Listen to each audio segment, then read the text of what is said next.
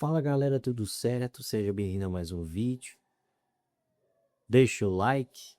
Hoje vamos falar sobre a seleção brasileira que está na reta final, né? Na reta final da preparação da Copa do Mundo. O Brasil, no último jogo, ele venceu o Panamá por 6-2. Foi um jogo bom para o Brasil, para mostrar para o Ancelotti os jogadores, né? Como que seria a dinâmica daquele time que foi selecionado pelo Ancelotti. Isso mostra mais uma vez a força desse elenco, né? Eu sei que muitos têm um pé atrás sobre muitos jogadores que foram convocados, alguns que não foram chamados, como o Esteban, que eu acredito que vai fazer falta nesse elenco do Brasil, mas infelizmente estava machucado e não pôde ir, né? Eu acho que o João Pedro, por não ter sido chamado, ele é um nome de peso também, porém eu acho que tem jogadores que podem fazer a característica do João Pedro, né? Como o próprio Igor Thiago, o próprio Ender.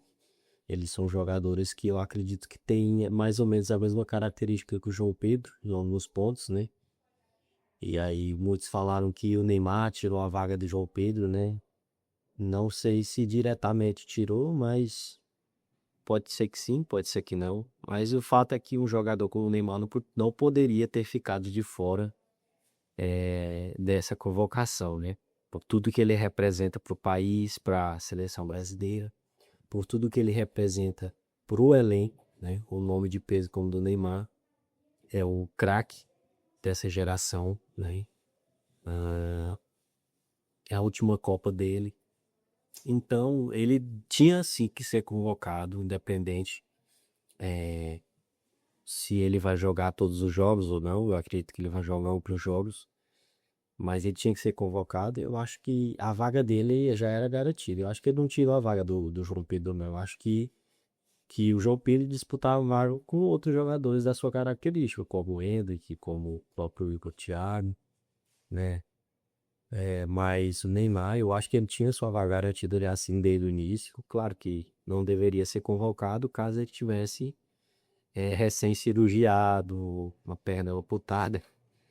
Porém, né, pelo fato dele ter apenas esse edema muscular na panturrilha, eu acho que também isso aí é um edema que ele vinha jogando pelo Santos, né? Então acho que ele deveria sim ter sido convocado. Bom, né, essa última partida, ela foi importante para o Ancelotti fazer alguns testes, né? Tanto é que ele, primeiro tempo, jogou o time do Brasil. Vou colocar aí na tela para vocês a escalação que o Ancelotti usou contra o jogo contra o Panamá. Ele começou no primeiro tempo com o Matheus Cunha, ali como fazendo o papel de 9, né? O Rafinha logo atrás, como segundo atacante de Garoto da Silva. Vini Júnior na ponta com o Luiz Henrique. O Guimarães no Casemiro, que eles são já titulares, né, nesse elenco. Aí veio o Sandro, né, na esquerda, o Wesley na direita, e veio o Léo Pereira e, se eu não me engano, foi o Bremer, né? Isso, foi o Bremer. Eu botei esse escalação aí na tela para vocês. E o Alisson no gol. Pro segundo tempo, ele tirou todos esses jogadores e colocou os jogadores reservas. Então, do time reserva, só quem não entrou para jogar mesmo de fato foi o, o Everton, goleiro, o Martinelli, que estava fazendo jogo da Champions, né, final da Champions, o Marquinhos e o Gabriel Magalhães. E o Neymar, né, que tava em recuperação do edema na panturrilha. Então esses jogadores aí foram 5 jogadores que não entraram nesse amistoso. Nesse próximo amistoso contra o Egito, vai ser no sábado. Eu acredito que o Ancelotti vai fazer algumas mudanças dessa escalação, né? Vou explicar já já o porquê. Bom, mas vamos analisar essa escalação do Brasil para o primeiro tempo, né? No primeiro tempo entrou Vini Júnior ali no ataque, Rafinha, Luiz Henrique e Matheus Cunha. Eu acho que esse time do primeiro tempo muito provavelmente vai ser o time principal do Ancelotti. por tudo que ele já vem jogando nos outros jogos, né? Por tudo que o time tem construído. Salvo exceção dos zagueiros, que eu acho que não vai ser os zagueiros que estavam lá, porque Marquinhos e o Gabriel Magalhães vão ser os zagueiros titulares dessa Copa, não tem nem dúvida. Eles não estavam, né? Porque estavam fazendo o jogo da Champions. Mas eu queria destacar aqui alguns pontos desse time de ataque do primeiro tempo, que é Vini Júnior, né? Eu acho que o Vini Júnior, do time de ataque que estava lá no primeiro tempo, foi o que mais participou e foi o que, de fato, entregou aquilo que a gente esperava dele. Foi o Vini Júnior fez um gol, deu passe, uma assistência, né? E eu acredito que desse quarteto, vamos botar assim, de ataque, o que mais se destacou foi o Vini Júnior, porque de fato ele jogou na posição dele, né? E algumas vezes puxando para o centro, ali para o meio, mas na grande parte do tempo jogando de ponta mesmo. Casemiro Guimarães, não tem muito o que falar, eles formam uma boa equipe, né? O próprio Casemiro falou que gosta de jogar com o Bruno Guimarães. Eu queria trazer um destaque para esse time também para o Wesley. O lateral Wesley, ele, cara, ele jogou demais. O lateral Wesley jogou demais nesse amistoso. Eu acho que ele fez um papel ali daquele Antimbuala, né? Que tínhamos antigamente, dando mais profundidade ao jogo, lá no ataque. E eu acredito que nesse time vai ter algumas mudanças, né? Para o próximo jogo. E aí eu fiz aqui, antes de passar para essa próxima escalação que eu fiz, no segundo tempo entrou o outro time reserva, né? E desse outro time reserva eu queria fazer o destaque para alguns jogadores. Igor Thiago, eu acho que ele entrou muito bem, né? E então, nesse caso, ele entrou ali como se fosse no lugar do Matheus Cunha, pela escalação. E eu acho que ele fez o gol e ele fez um papel de 9. Eu acredito que se ele tivesse mais tempo para jogar, tivesse entrado no primeiro tempo, eu acho que ele teria feito mais gols, né? Então, eu acho que ele jogou muito bem, entrou muito bem. O Endrick entrou bem também, porém não teve tanto assim, impacto no jogo diretamente. Teve duas jogadas ali. A principal delas foi aquela que o Lucas Paquetá deu um passe lindo para ele e ele não conseguiu converter, né, pela dificuldade que foi do lance.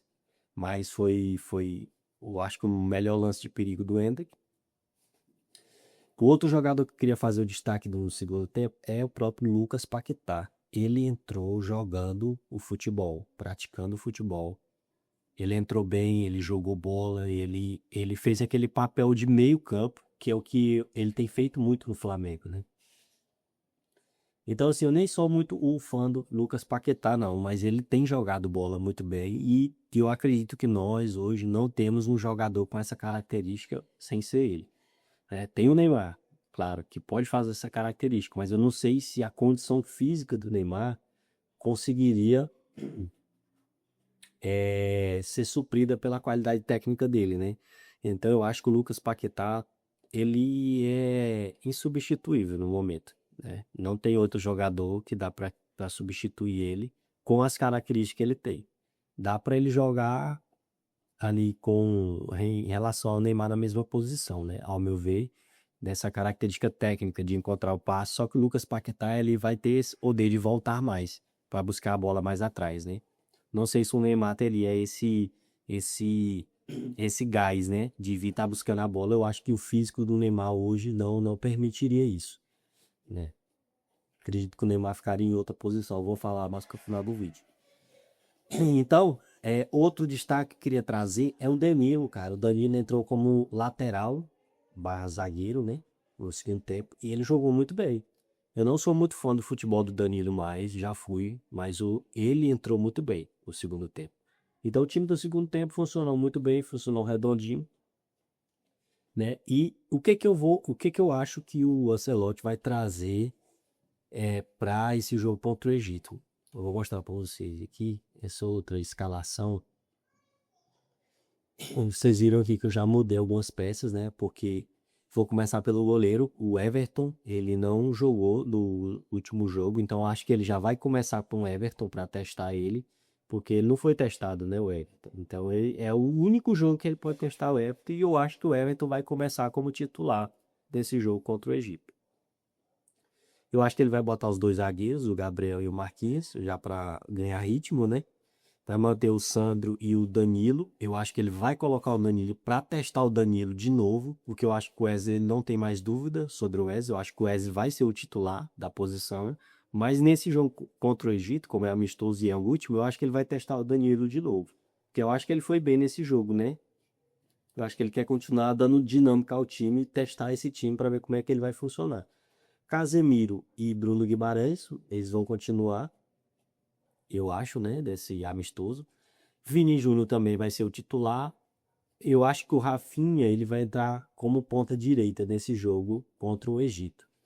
Eu acho que o Rafinha ele não pode ser. Eu acho que ele deve ser titular no time. Independente da posição que ele vai jogar, ele desempenha um papel muito bem de voltar para buscar a bola, para marcar. Ele corre muito, ele se apresenta. Né? E é um jogador que pode decidir também. Eu acho que ele também vai começar com o Lucas Paquetá fazendo a mesma função que ele fez no último jogo, né? Quando ele entrou, eu acho que ele vai testar ele junto com o Igor Thiago para saber se essa dinâmica dele com o Igor Thiago vai dar match ali, né? Vai conseguir achar os passos para tocar pro Igor Thiago para testar esse novo time. E eu tô usando a mesma formação que ele usou no jogo passado, porém com novos jogadores com características diferentes para testar esse time, né? Esse é o time que eu acredito que ele vai vir contra o Egito.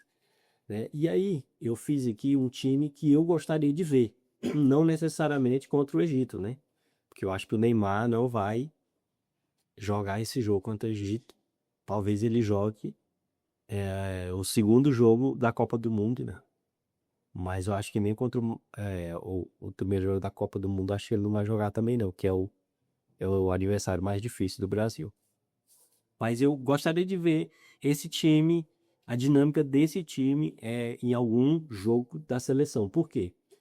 Porque aqui tem um trio de zagueiros, né? O Danilo ele também faz papel de zagueiro. E eu acho que esse trio pode formar um trio defensivo muito forte. E aí você fala, mas aí 3 zagueiros e tal, você vai ficar aquela falha na defensiva. Não, porque aqui eu estou usando também um trio de Casemiro, Bruno Guimarães e o Danilo Santos, né, do Botafogo, que jogou demais, um absurdo no último jogo. Inclusive fez gol, quase faz outro gol lá. Eu acho que ele também foi um dos destaques do jogo, no último jogo.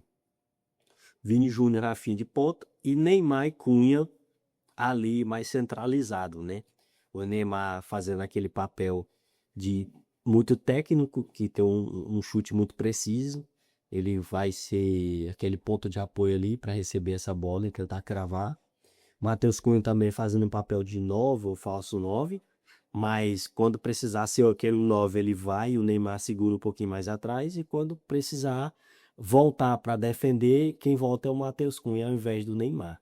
É porque o Neymar ele tem que ser poupado para voltar essas bolas, né? Isso aí é fato.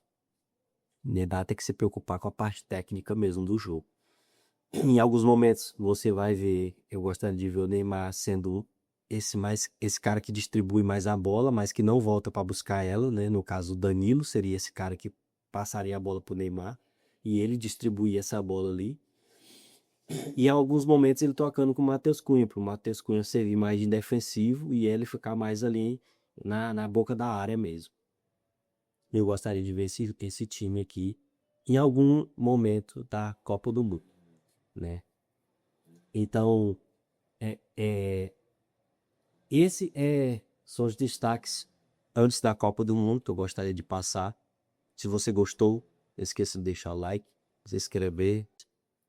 Ficamos aqui com essa atualização antes do jogo do Egito, que vai ser neste sábado agora. Um grande abraço e tchau.